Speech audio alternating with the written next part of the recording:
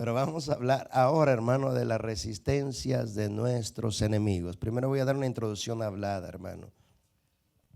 Cuando el Señor te introduce a su reino, inmediatamente los enemigos del Señor se vuelven tus enemigos. Esto es importante que lo entiendas. Otra vez lo repito. En el momento en que el Señor te llama y te introduce en su reino, los enemigos del Señor se convierten en tus enemigos.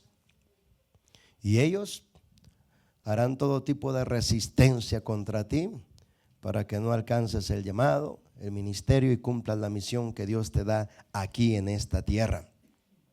Entender esto también es muy importante. Si hacemos un poquito de memoria en los siervos del Señor, sobre todo en los siervos antiguos, los antiguos profetas, ¿cuánta resistencia no tuvieron de sus enemigos? ¿Cuánta resistencia no tuvo desde que nació Moisés, verdad? Inmediatamente nació Moisés. ¿Cuál fue la orden del emperador de aquel tiempo? Que mataran a los niños, ¿verdad? O sea, ¿por qué el diablo se le ocurrió hacer eso? Porque quería matar a Moisés. Porque sabía que había un llamado en ese niño. Pero que el Señor, ¿verdad? Ya sabemos lo que usó a sus padres, a su madre para tejer la canasta, echarlo al río, para que fuera a las manos de la hija de Faraón. Y de ahí nosotros ya conocemos la historia. Igual lo hizo con nuestro Señor Jesucristo cuando nació. ¿Qué hizo el gobernador? Lo mismo, ¿verdad? Dar una orden que matara a todos los hijos menores de 2 años, a todos los niños menores de 2 años. ¿Pero por qué? Porque quería matar al Señor, quería matar su cuerpo físico. No necesitamos más ejemplos para enfatizar que esta es una realidad que también trabaja contra ti y contra mí. ¿Verdad que has tenido bastantes conflictos, bastante resistencia? ¿Se te ha sido fácil servir al Señor? ¿Se te ha sido fácil permanecer en este camino? No. Ha sido un camino de mucha lucha, de mucha prueba, de mucha tribulación, de mucha resistencia.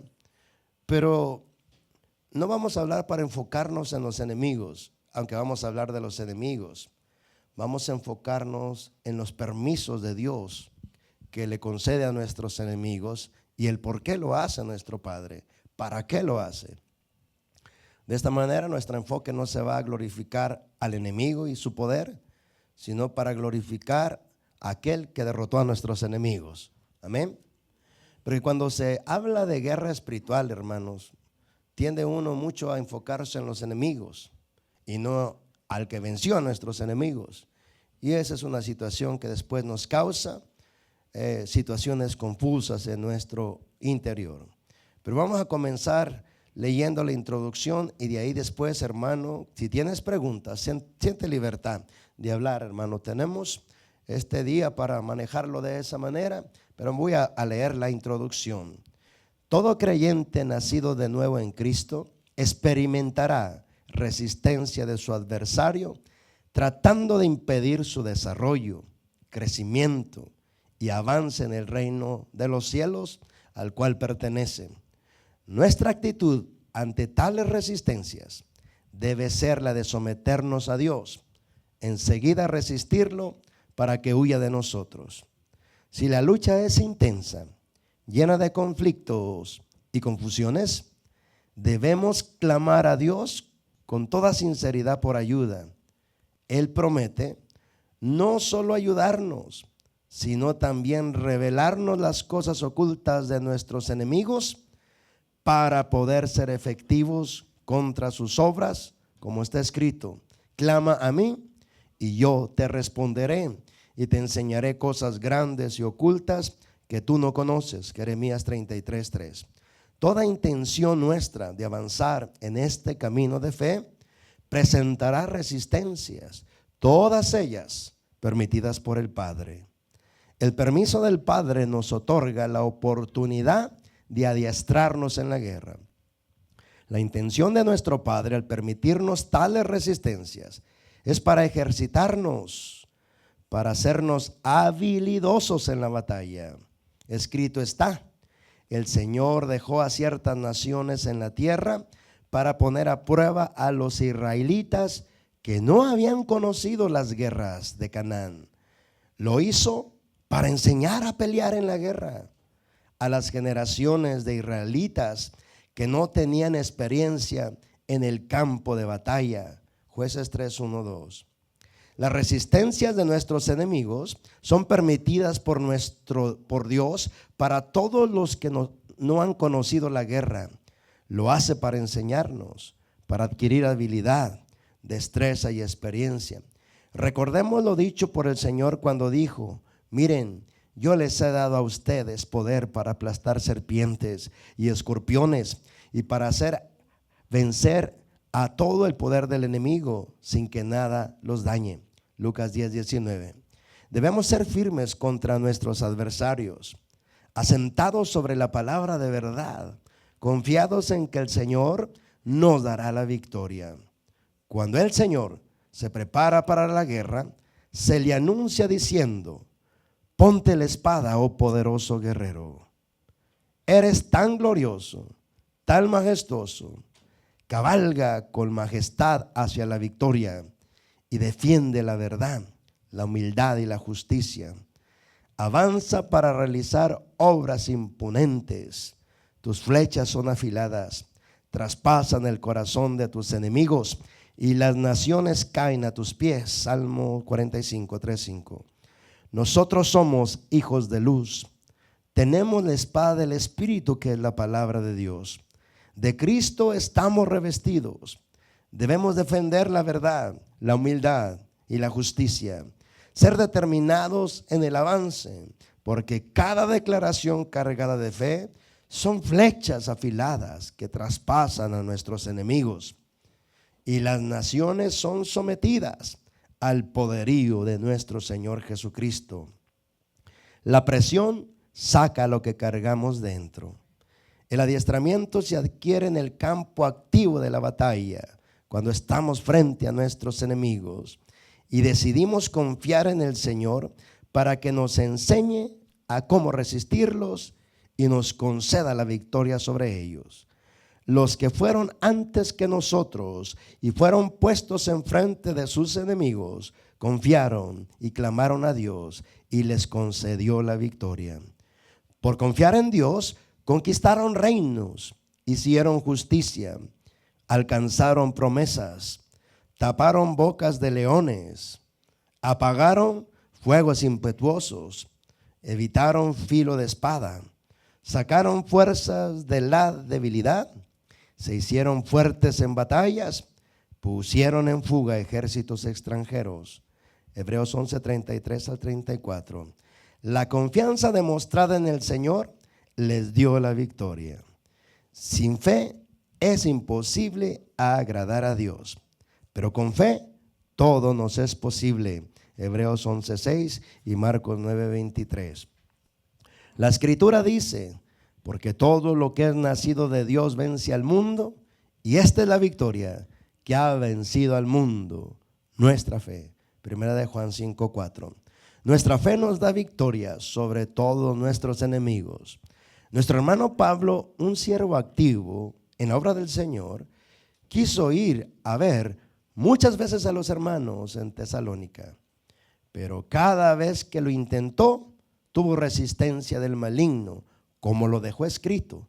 Por lo tanto, quisimos ir a verlos y yo mismo lo intenté varias veces, pero Satanás nos estorbó. Primera de Tesalonicenses 2:18. Recordemos que estamos en territorio donde el enemigo ha establecido sus embajadas para gobernar por medio de la mentira, el engaño y la falsedad. Todo intento de desalojo lo resistirá tenazmente. No cederá los territorios sin una resistencia severa. El conocer qué somos en Cristo, qué poseemos y qué podemos hacer contra nuestro adversario, nos dará seguridad de hacerle frente. A nuestro enemigo se le hace frente desde la unidad conjunta con Cristo. La Escritura dice: el que se une al Señor se vuelve un espíritu con Él. Primera de Corintios 6:17. Igualmente, la Escritura nos da a conocer que solo podemos resistirlos cuando estamos bajo sumisión a Dios y a su palabra. Sométanse pues a Dios, resistan al diablo y huirá de ustedes. Santiago 4:7. Las resistencias primeras a derrotar son las de nuestros propios razonamientos contrarios a su palabra. A continuación, vemos con qué contamos y cómo los destruimos. Es verdad, dice la Escritura, que vivimos en este mundo, pero no actuamos como la gente de este mundo, ni luchamos con las armas de este mundo. Al contrario, usamos el poder sobrenatural de Dios para destruir las fuerzas del mal, destruyendo razonamientos humanos perversos, derribando lo que argumenta contra Dios y toda arrogancia que se levanta contra el conocimiento de Dios, y llevando cautivo todo pensamiento a la obediencia de Cristo. Segunda de Corintios 10, 3, 5. Usando el poder de su Espíritu e identificando el razonamiento rebelde, podremos destruir esa fortaleza. Una fortaleza es un razonamiento rebelde, una mentira creída del hombre o del enemigo. Esta mentira provoca una ceguera en el entendimiento. Las evidencias en un creyente que posee una mente endurecida por las mentiras del diablo o del hombre queda demostrada por su carácter, que es vanidoso, terco, rebelde y orgulloso. Se endurece en su corazón y se aparta de la vida de Dios. En su mente resiste la verdad, argumenta contra ella y se opone tenazmente a ella. Este creyente se hace mucho daño a sí mismo y a los demás que lo soportan. El creyente debe estar dispuesto a dejar que su Padre Celestial lo libere con el poder de su Espíritu y con la verdad de su palabra. Si lo permite, su Padre destruirá el espíritu de engaño y descubrirá sus mentiras. Le dará la victoria, liberándolo de su enemigo. Al darnos la victoria, debemos vigilar nuestra libertad. De lo contrario, la perderemos nuevamente. Escrito está: manténganse pues firmes en la libertad con que Cristo nos hizo libres, y no se sometan otra vez al yugo de la esclavitud. Gálatas 5:1. Amén. Como dijimos, hermano, hablar de la guerra espiritual y no entenderla nos puede causar daños psicológicos, daños físicos, daños espirituales. Muchos cristianos, hermano, en el mundo dicen estas declaraciones: Cristo ya venció, yo no tengo que vencer. Cristo ya peleó por mí, yo no tengo que pelear. Pero hermano, Cristo ya venció, es verdad, y Cristo derrotó a sus enemigos. Pero como los enemigos del Señor son tus enemigos, así como intentaron contra Moisés y contra Cristo y contra Pablo detenerlo, derrotarlos y desviarlos, así lo está haciendo contigo y conmigo. Dentro de las 7 iglesias, hermano, que el Señor amonestó en el libro del Apocalipsis, a las 7 le hizo estas declaraciones cuando terminó de exhortarlas. Dijo: al que venciere, a todas les dijo lo mismo: al que venciere, al que venciere, al que venciere y al que venciere. Si somos honestos y entendemos el significado de esa declaración, nos habla de lo siguiente: vamos a enfrentarnos a ellos y tenemos que vencerlos. No, el diablo ya está vencido, es cierto, el diablo ya está vencido, pero aunque está vencido, hará todo lo que está en su poder por vencerte a ti, por atarte, por enfermarte, por establecer sus doctrinas en tu mente para desviarte del propósito de la misión que Dios tiene para contigo. Algunos dicen: no, el diablo ni se me acerca, porque está escrito que anda como león rugiente, nada más, alrededor. No anda alrededor, no se acerca. Y aunque la palabra de Dios dice eso, que el enemigo anda como león rugiente, mirando al quien devorar, también la misma palabra nos dice: no deis lugar al diablo. Entonces tenemos que balancear todas estas cosas para no caer en un desbalance. Estamos hablando de que la demanda para ti, para mí, es al que venciere. Por ejemplo, te voy a hacer una declaración. Te voy a hablar de una iglesia, por decirlo así. La iglesia que está en Apocalipsis capítulo 2, versículo 8. Nada más esa voy a leer. Pero aquí dice: y escribe al ángel de la iglesia en Esmirna. Estoy leyendo Apocalipsis 2, 8. El primero y el último, el que estuvo muerto y vivió. Y dice esto: yo conozco tus obras y tu tribulación y tu pobreza, pero tú eres rico, y la blasfemia de los que se dicen ser judíos y no lo son, sino templo de Satanás. No temas en nada lo que vas a padecer. Y aquí el diablo echará a algunos de ustedes en la cárcel para que sean probados, y tendrán tribulación por 10 días. Sé fiel hasta la muerte, y yo te daré la corona de la vida. El que tiene oídos para oír, oiga lo que el Espíritu dice a las iglesias. El que venciere no sufrirá daño de la segunda muerte. ¿Ves ahí claramente donde se reúne en este solo diálogo una declaración del Señor para su iglesia? Y alabó a esta iglesia y dijo: yo sé lo que haces, yo sé cuánto has sufrido, yo sé que estás batallando económicamente, materialmente, pero a mis ojos tú eres rico. Tú conoces también las blasfemias de aquellos que se dicen ser de los míos y no lo son, sino templo de Satanás. Dice: no temas en nada lo que vas a padecer. Y ahí viene la declaración: vas a padecer. Vas a padecer. Hay una declaración que el Señor dice a través de los labios de Salomón: que el hombre que nace en este mundo para aflicción nace. ¿Será cierto? ¿Has tenido aflicciones en tu vida desde que naciste, sí o no? Sí. Pues claro, la palabra de Dios es la verdad absoluta. Así es de que cuando nacemos a este mundo para aflicción, nacemos.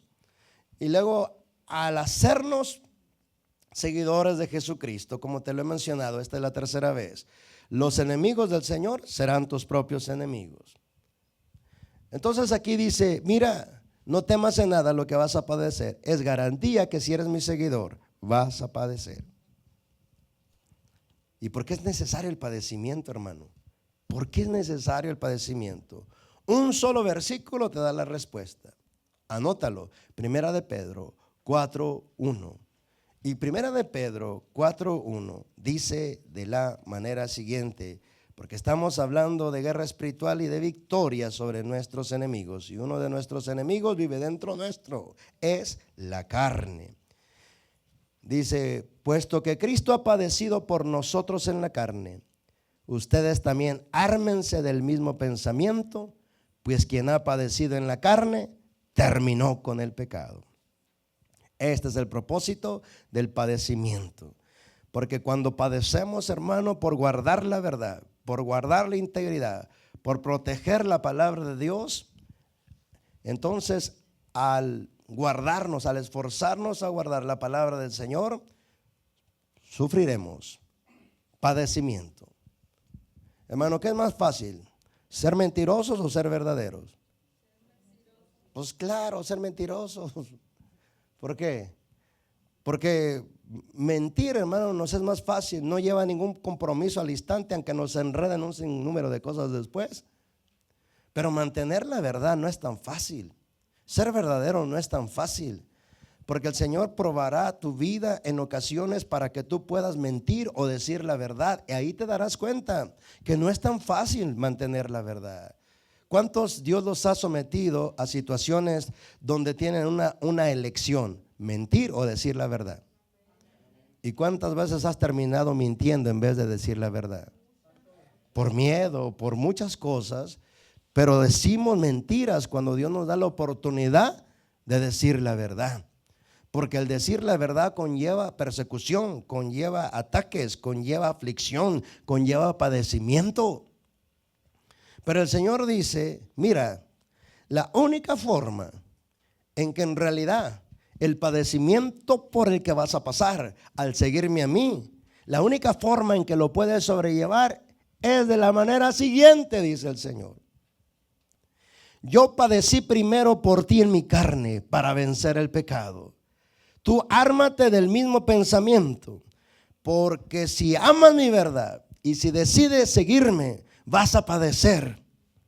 Pero no importa, porque ese padecimiento, si te mantienes firme, va a hacer que derrote el poder del pecado que mora en ti. Porque tengo malos pensamientos, tengo malos deseos, ahí no puedo frenar mi lengua. Sigue al Señor, honra la verdad, para que veas cómo el Señor te meterá en situaciones de gran aflicción, donde tú tienes que a fuerza ser verdadero. Prefiere decir la verdad o que te maten, pero no mientas. Porque cuando llegas a afirmarte así, el padecimiento es fuerte, pero también, hermano, el golpe contra el pecado que mora en ti también es fuerte. Quien padece en la carne termina con el pecado. Dicho de otra manera, aceptar que todo lo que el Padre me permite enfrentar, si yo lo amo, si yo amo su palabra, a los que aman a Dios, todas las cosas les ayudan para bien. Entonces tengo que creer en el amor de mi Padre. ¿Alguna vez has dicho, por qué estoy sufriendo tanto, Señor? ¿Ah? ¿Crees que Jesús dijo eso? ¿Por qué estoy sufriendo tanto, Padre? No, para nada. ¿Por qué? Porque Él tenía bien definida su misión, su asignación y su propósito aquí en esta tierra. Nosotros, como a veces no sabemos para qué Dios nos llamó, no tenemos claridad de nuestra misión, de nuestra asignación. Cuando vienen los permisos del Padre, entonces nos confundimos, nos afligimos, nos detenemos, pero no entendemos que el Señor nos está permitiendo entrar a esas situaciones para enseñarnos a cómo derrotar a nuestros enemigos. En Jueces 3:1 y 2, que ya te lo leí, fíjate el propósito por el cual el Señor dejó 7 naciones poderosas en la tierra que les dijo que era la tierra prometida.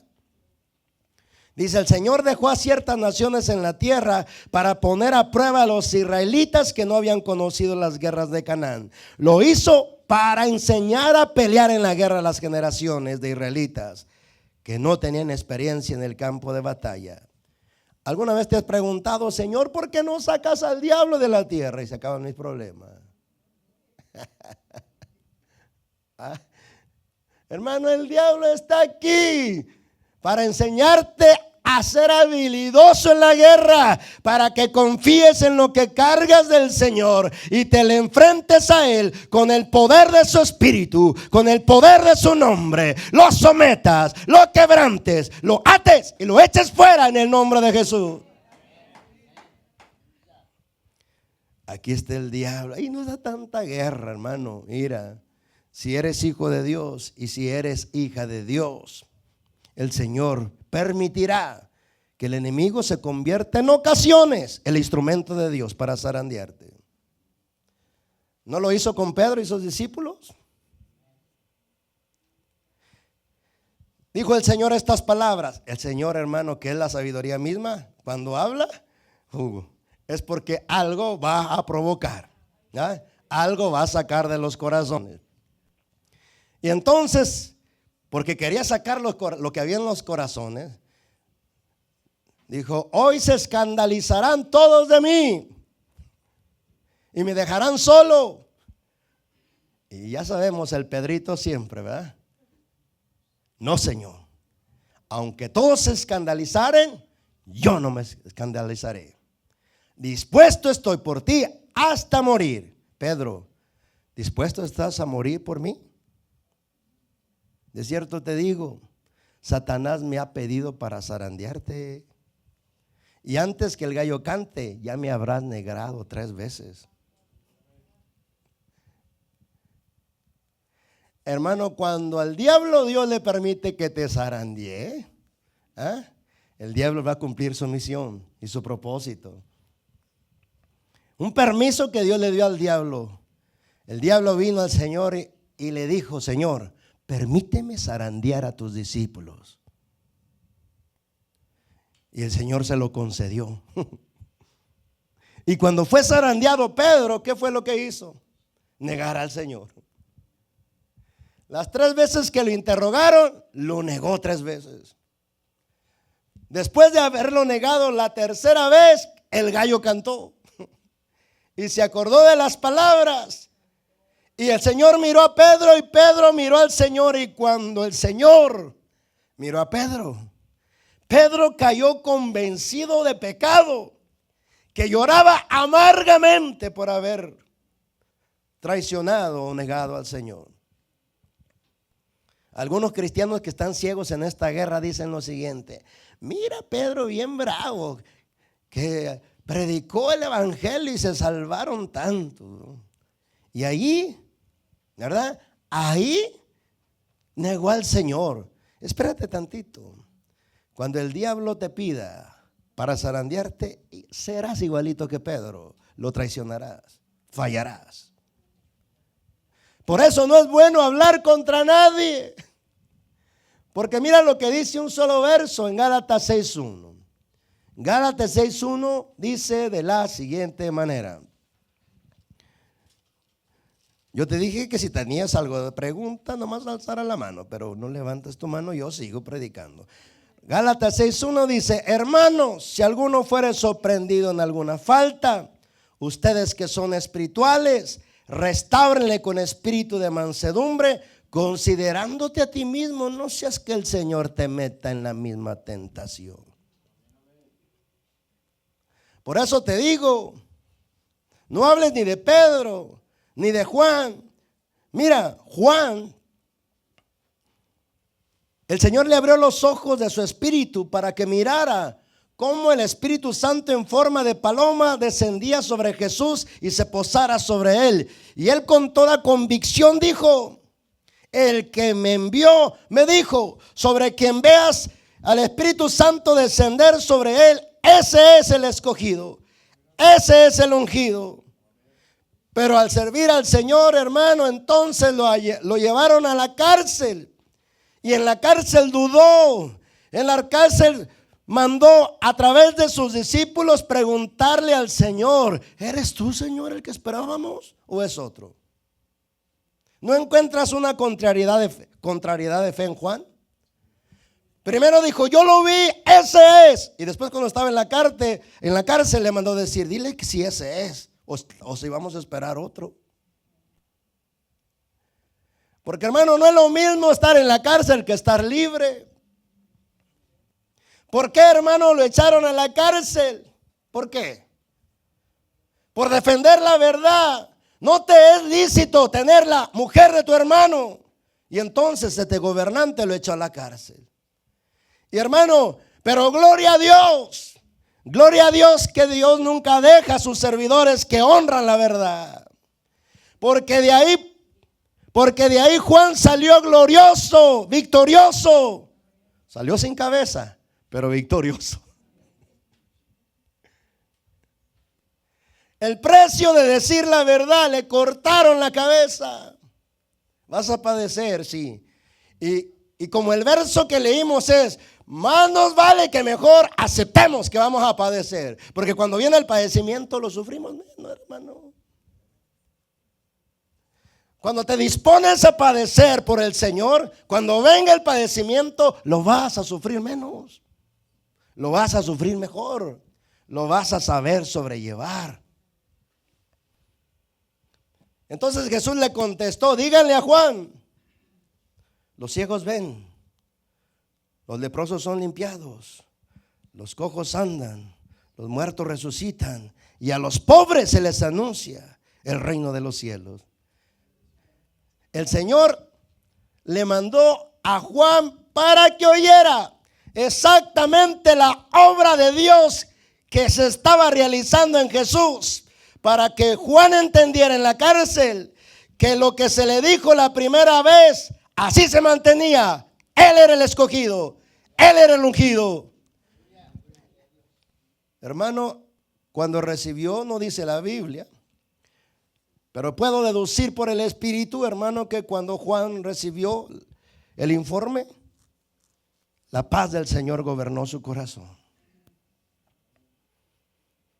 ¿Cómo estaría Juan cuando dijeron: ya le están a punto de cortar la cabeza? ¿Cómo crees que estaba Juan? No sabemos porque no supimos qué pensó. Pero una cosa sí estoy seguro, que aceptó la muerte que el mismo Padre le mandó. A Pedro se le dijo, el Señor le dijo: Pedro, cuando eras joven, te ceñías y ibas a donde tú quieras. Pero cuando seas viejo, otro te ceñirá y te llevará a donde tú no querías ir. Y termina diciendo, esto dio a entender con la muerte en que Pedro iba a glorificar al Señor. En otras palabras, Pedro, cuando seas viejo, te van a atrapar, te van a llevar y te van a asesinar. Y tú te vas a dar cuenta cuando esté cercano tu día, cuando te lleven ya a asesinarte. No vas a querer, porque otro te va llevando y sabes que te va llevando a la muerte. No vas a querer, dentro de tu corazón vas a negarte, no vas a desear eso. Pero al final, esta muerte es la que yo he decidido que tengas para que me glorifiques. Hermano, cuando un siervo de Dios, había un siervo de la doctrina sana, hermano, que murió de la siguiente manera. Su nombre era David Wilkerson. Hermano, un predicador de la sana doctrina. ¿Alguien tiene informes de cómo murió?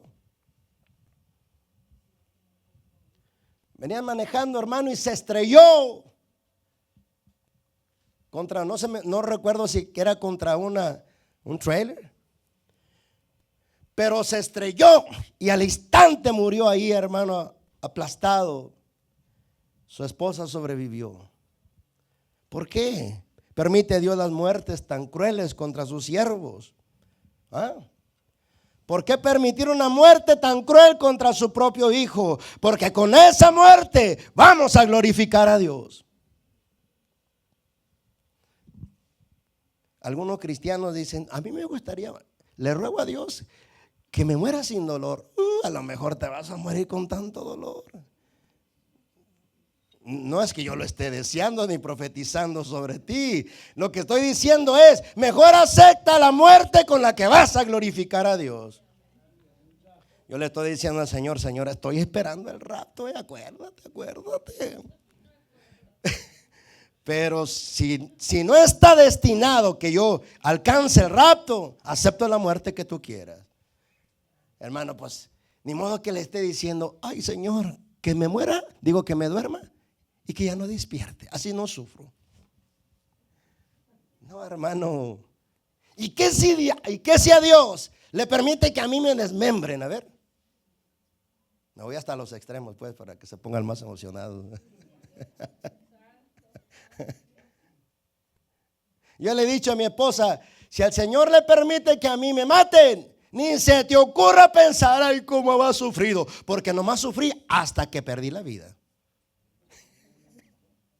Pues sí, ¿no? O sea, porque en el momento que, hermano, no importa cuánto hagan contra mi cuerpo, en el momento que mi alma se salga, ya pueden seguir haciendo con mi cuerpo todo lo que quieran, que cabo que ya no siento. Pues sí. Así es de que yo le puedo decir al Señor muchas cosas, pero al final debo de aceptar lo siguiente: Padre, si yo he de morir, que mi muerte te glorifique, así como los demás te han glorificado con su muerte. Pero aquí, hermano, vemos a nuestro adversario que está como un león rugiente mirando a quien devorar continuamente. Entonces el diablo fue dejado en parte aquí en esta tierra para hacernos guerra, para resistirnos, hermano, porque solo bajo resistencia del diablo somos forzados a sacar la gloria que cargamos. Porque solo con presión sacamos lo que cargamos. Cuando el diablo me saltaba sobre mis cobijas y sobre mi almohada y no me dejaba dormir, me dio un coraje. Y me desperté diciéndole, tú no tienes por qué interrumpir mi sueño. Te prohíbo que vuelvas a interrumpir mi sueño. Hermano, si el diablo no me interrumpa mi sueño, yo sigo tranquilo. Pero cuando Él me provoca, ¿algunos de ustedes cuando los provocan reaccionan, hermano? ¿Sí? A ver, ¿por qué no reaccionas contra el diablo cuando te provoca? Porque nuestra guerra no es contra seres humanos, hermano. No es contra tus hermanos, no es contra tu familia, no es contra ningún ser humano. Es contra principados, potestades, gobernadores de las tinieblas de este siglo, huestes de maldad en las regiones celestes. O sea que toda la guerra que viene contra ti, aunque sea a través de los seres humanos, a través de esa guerra viene la influencia del maligno o los permisos del Padre. Yo no sabía lo que cargaba dentro de mí hasta que el Señor permitió que los demonios me molestaran continuamente. Hasta que te hartas, o como dice la palabra, hasta que te cansas, hasta que te fastidias. Tú no tienes parte ni suerte. Y le decía al Señor, y si tiene parte, entonces déjame saber. Pero hermano, cuando conoces por la experiencia que el diablo es un bully, o sea que se burla de ti, hermano, se carcajea de ti, te intimida, te controla, te amenaza. Y hermano, la intimidación, el control y las amenazas no deben de acobardarte, porque Dios no te dio espíritu de cobardía, sino de poder, de amor y de dominio propio. No te acobardes ante cualquier condenación, amenaza, intimidación, aunque venga de los hombres. Tú levántate con el poder del Espíritu Santo de Dios y dile al Señor: todas sus amenazas sean destruidas por el poder de tu Espíritu. Calla sus lenguas, enmudece sus bocas. Padre, da gloria a tu nombre. Cada amenaza, cada acusación, cada control, hoy, Señor, decido creer en lo que cargo. Tú me has dado autoridad contra esto. Fíjate las hermosas palabras que se le declaran a nuestro Señor Jesucristo cuando Él se pone en postura de guerra. Dice en Salmo 45, 33, 5, te lo dejé escrito en tu hoja: ponte la espada, oh poderoso guerrero. Eres tan glorioso, tan majestuoso, cabalgas con majestad hacia la victoria y defiendes la verdad, la humildad y la justicia. Avanza para realizar obras imponentes. Tus flechas son afiladas, traspasan el corazón de tus enemigos y las naciones caen a tus pies. Él es Jehová de los ejércitos. Él es hombre de guerra. No conoce la derrota, ni sabe qué es el miedo.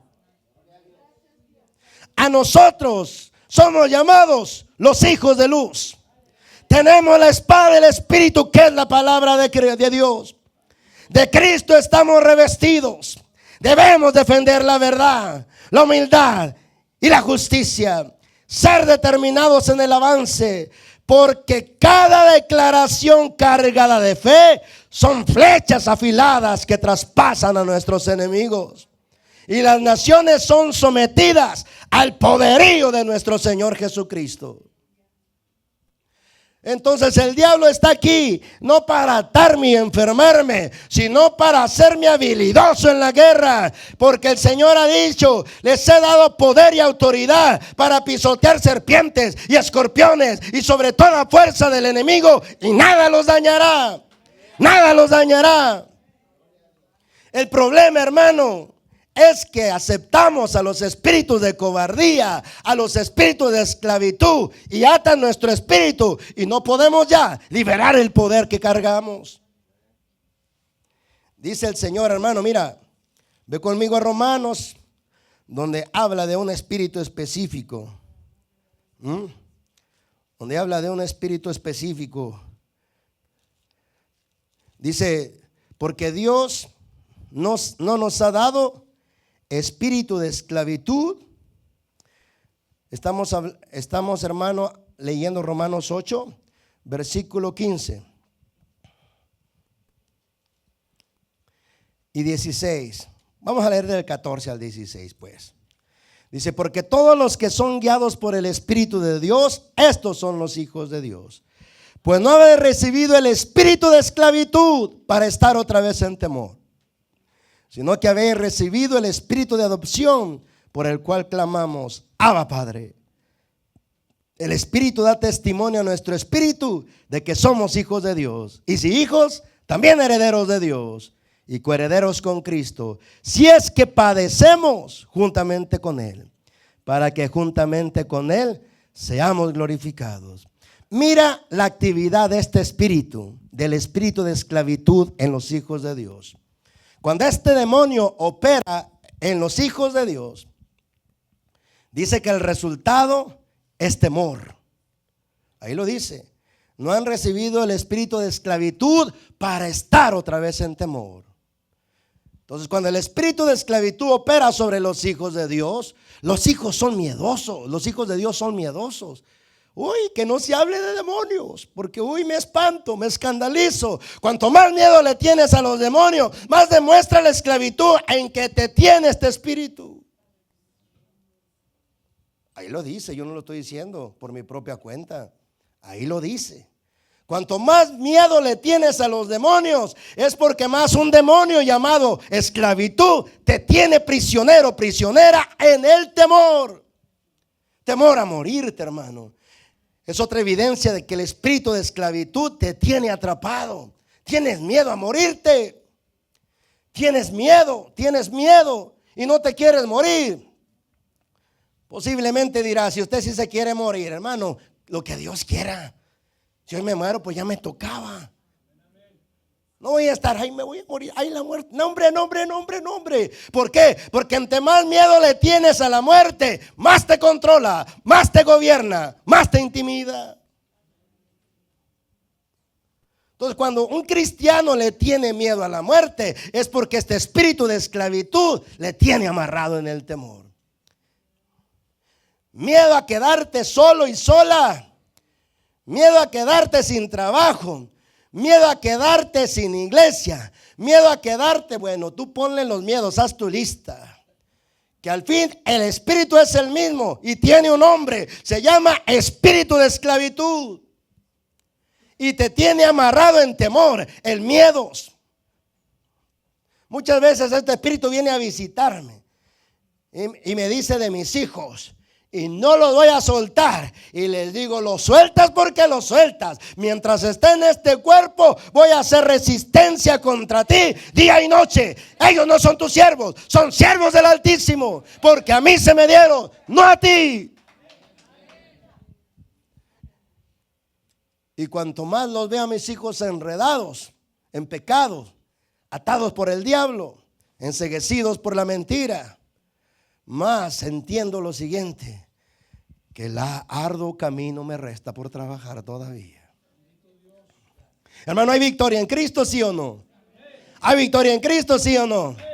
¿Cargas la unción del Espíritu Santo, sí o no? ¿Cargas la gloria del Altísimo, sí o no?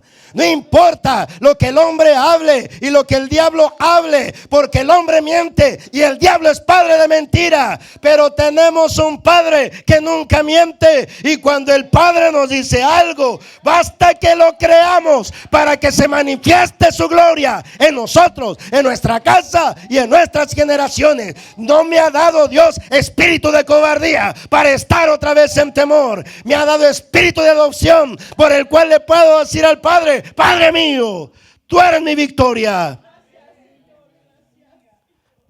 No, hermano, es que la iglesia está tan pasiva y tan acomodada al mundo, hermano, que luego se le hace bien difícil este camino. Acuérdate, Pablo quiso ir muchas veces a Tesalónica y él dejó escrito a propósito, literal, lo dijo: quise ir muchas veces a ustedes, pero Satanás me estorbó. Satanás te estorba, hermano. Satanás te estorba, hermana. Y el Señor nos dice: lo único que tienes que hacer, hijo, lo único que tienes que hacer, hija, sométete a mí, resiste al diablo y él huirá de ti. ¿Qué es someternos a Dios? Someternos a lo que dice su palabra. Si su palabra nos dice: te he dado autoridad para pisotear serpientes y escorpiones y sobre toda fuerza del enemigo, y nada te dañará, párate firme en esa palabra. Hazle frente a tus adversarios. Más son los que están contigo que los que están contra ti. No somos cobardes, porque en Cristo somos valientes. Él es el león de la tribu de Judá. Y nosotros, con el poder de su espíritu, cargamos su victoria, cargamos su espíritu, cargamos sus palabras.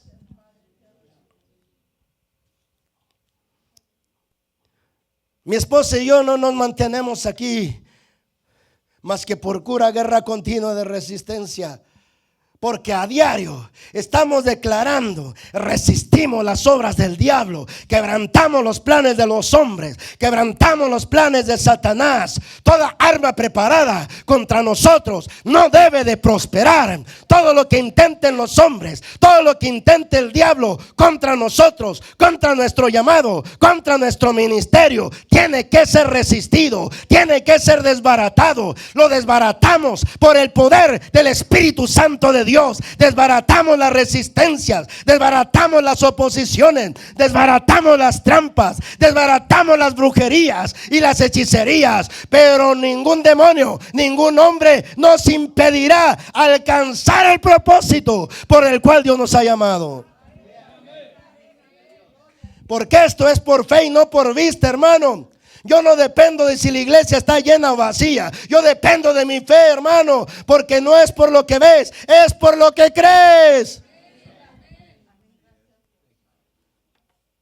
Y si el Señor te ha dado promesas sobre tus hijos, más te vale que te aferres a ellas, porque mientras no te aferres, al diablo le vas a dar derecho de estarte afligiendo, hiriendo el corazón, debilitando por tus hijos, entristeciendo por tus hijos y llorando lágrimas innecesarias por tus hijos. El Señor ya nos ha dado promesa gloriosa, hermano. El Señor ya nos ha dado promesa gloriosa. ¿Y quién es un hombre mentiroso y el diablo para que diga? Muchos hermanos, asombroso. Yo ni siquiera miré el show del Super Bowl porque no veo esas cosas, hermano. Pero ¿qué es lo que hizo el diablo, hermano? Yo no vi nada, pero un día lo voy a ver para ver lo que el diablo estableció entre medio del Super Bowl, para establecer, hermano, doctrinas y mentalidades a través de ese instrumento del diablo llamado el conejo malo.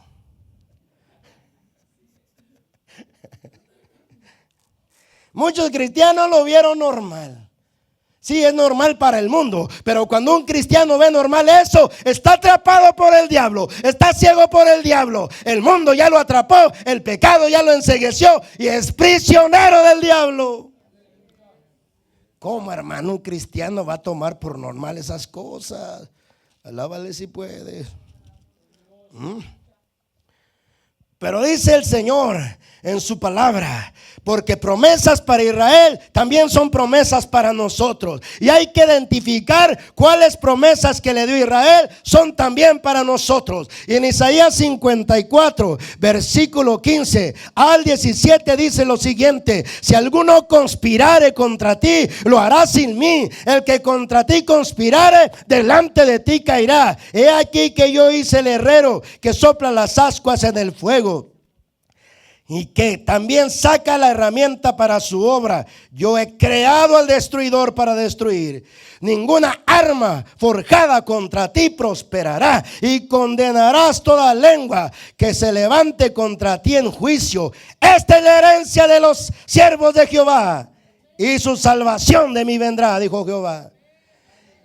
¿Cuál es nuestra herencia? En que nosotros cargamos el poder del Espíritu Santo para decir lo siguiente: condenamos toda lengua que se levante en juicio falso contra nosotros. Ninguna palabra destructiva de los hombres ni del diablo prospera contra nosotros. Destruimos las palabras de maldición, palabras de muerte contra nosotros, palabras de muerte contra nuestros hijos. La destruimos. Perdón, ¿por qué las estás destruyendo? ¿Qué autoridad tienes para hablar así? La autoridad de la palabra de Dios. Ninguna arma preparada contra ti prosperará. Condenarás todo lo que se levante contra ti en juicio. Hermano, ni te has dado cuenta que muchas aflicciones que tienes tú son por las palabras que están hablando negativas contra ti continuamente. David dijo: sus palabras me afligen, sus palabras me atormentan. Pero lo tomas como normal. No.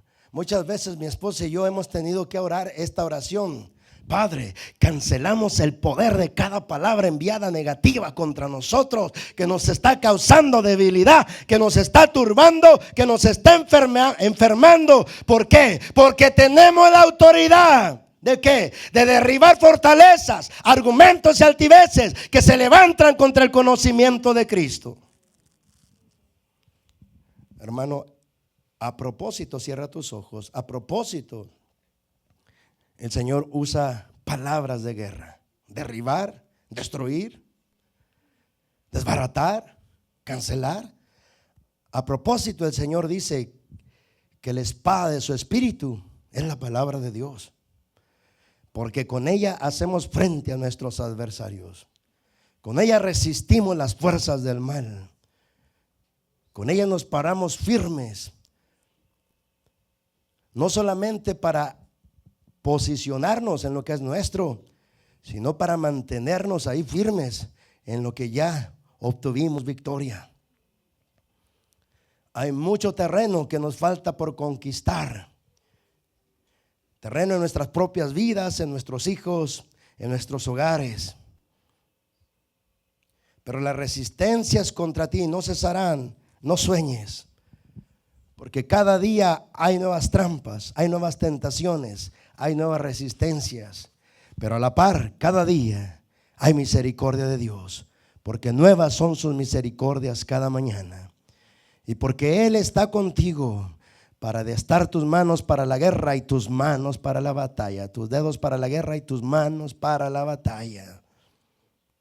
Hermano,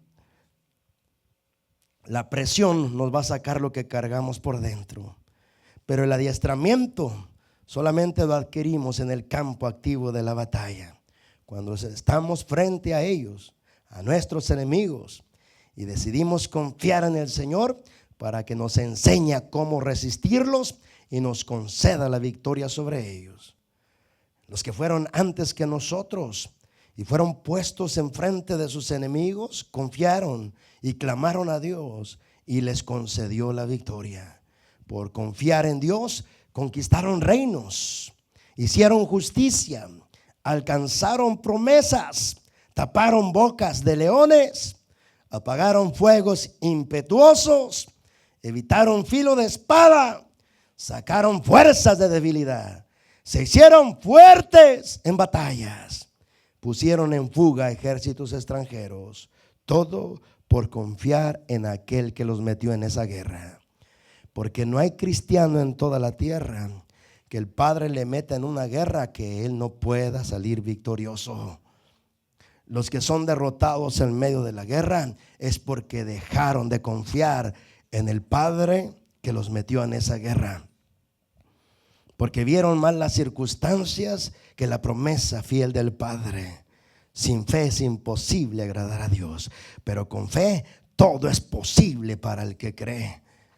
Por eso cuando nos afirmamos en lo que el Padre nos ha dicho, el Señor dice en su palabra: todo lo que es nacido de Dios vence al mundo, y esta es la victoria que ha vencido al mundo, nuestra fe, es decir, nuestra confianza en los hechos y las promesas de nuestro Señor Jesucristo.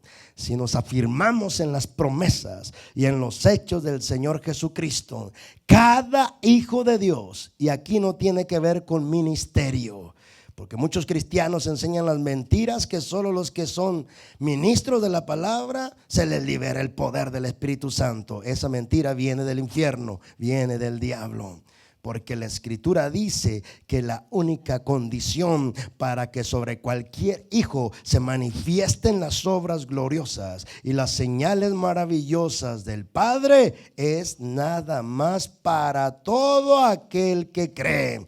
Solamente esa es la condición para el que cree. Y está escrito en su palabra, hermano, que el Señor lo dijo, dice en su palabra, hablando de la misma fe. Dice, al que cree, estas señales le seguirán. En mi nombre echarán fuera demonios, hablarán nuevas lenguas, tomarán en las manos serpientes, y si bebieren cosa mortífera, no les hará daño. Sobre los enfermos pondrán sus manos y sanarán. Fíjate la condición. Estas señales seguirán a cualquiera que crea. ¿Tú crees? A cualquiera que crea. A cualquiera que crea. Vamos, hermano, a liberar un momento, unos 3 minutos más. Vamos a liberar, hermano, oraciones de fe. Padre poderoso, glorioso, majestuoso, tú nos has dado victoria. Hoy desde que llegamos aquí, nos encontramos con tu presencia, nos encontramos con tu gloria, nos encontramos con tu poder. Y hoy nos encontramos con el consejo de tu palabra, que nos ha firmado nuestra identidad, que sabemos qué cargamos, con qué contamos y qué podemos hacer en tu nombre. Y todo lo podemos hacer confiando en tus hechos y en tus promesas gloriosas de tu palabra. En esta mañana, Padre, te damos gracias porque hoy podemos abrir la boca con confianza, con autoridad y con atrevimiento. Padre, por el poder de tu Espíritu que cargamos, hoy, Padre, cancelamos cualquier palabra de maldición contra nosotros, contra nuestros hijos, contra nuestras generaciones. Cancelamos por el poder de tu Espíritu cualquier brujería, cualquier hechicería, cualquier encantamiento, cualquier adivinación. Cancelamos al espíritu de esclavitud, cancelamos al espíritu de muerte, cancelamos al espíritu de temor, cancelamos al espíritu de enfermedad, cancelamos todo espíritu que ha venido a atacarnos. Hoy, Padre, lo resistimos en el poder de tu nombre. Porque todo se somete a tu nombre. Todo se somete a tu nombre. Para que en el nombre de Jesús se sometan todos los que están en los cielos, en la tierra y debajo de la tierra. Y toda lengua confiese que Jesucristo es el Señor, para gloria de Dios Padre. Cristo es el Señor de nuestra vida. Cristo es el Señor de nuestra casa. Cristo el Señor de nuestros hijos. Cristo el Señor de nuestras generaciones. Cristo el Señor de nuestra iglesia. Cristo el Señor de nuestra ciudad. Cristo el Señor de nuestro país. Cristo es Rey de toda la tierra. Rey de reyes, Señor de señores. Glorificamos su grandeza. Glorificamos su poder. Glorificamos las obras gloriosas de su nombre. Él es un nombre que es sobre todo nombre.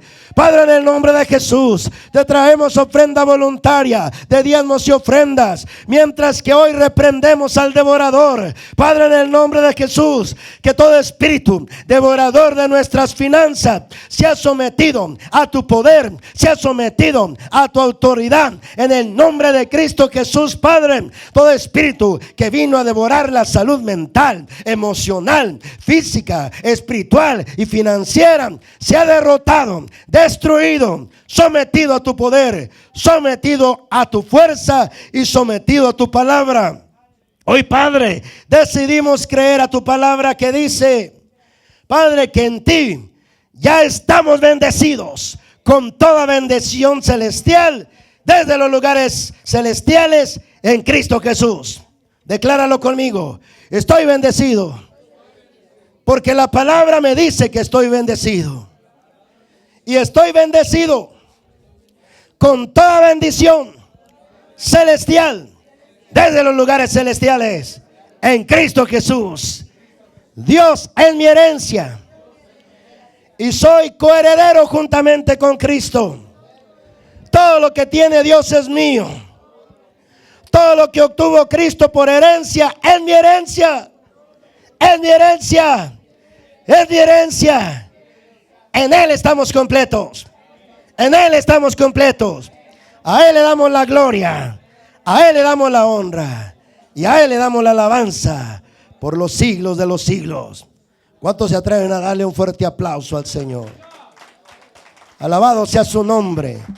Glorioso, poderoso y majestuoso. Sigue creyendo, porque Dios